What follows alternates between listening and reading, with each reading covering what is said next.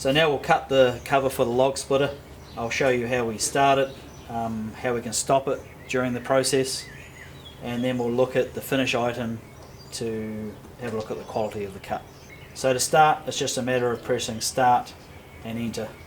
I'll turn the compressor on shortly, which makes everything noisy, but it's start and enter, and any time you can push stop and it'll pause where it is and it won't lose its place, and then you can start again. So here we'll turn on the plasma. This is the Strata AdvanceCut125, and we want 60 amps, 50 amps for our 3mm. So let's dial that back to 50, and it'll tell us that everything's set.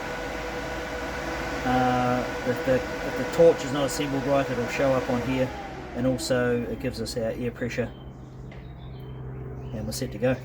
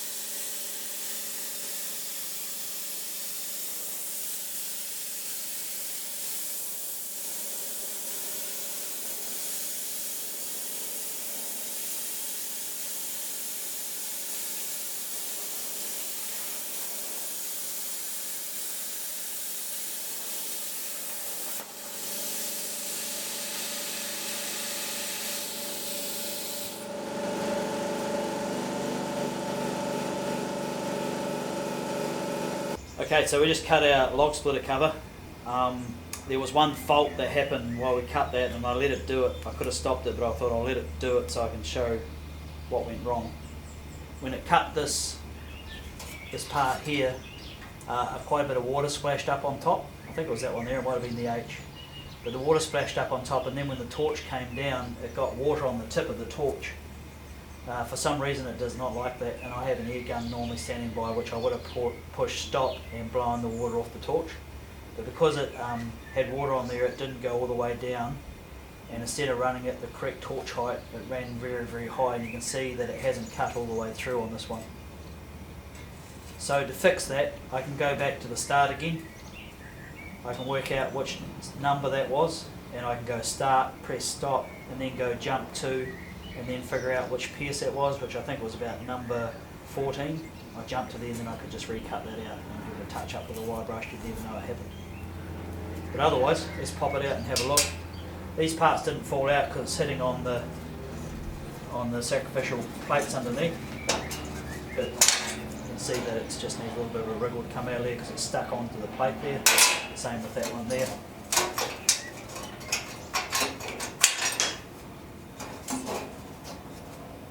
And there it is. So this folds into a U shape, so I put 2 cuts in here to help it fold. So there's a few cunning tricks like that you'll learn as you use your drafting tools.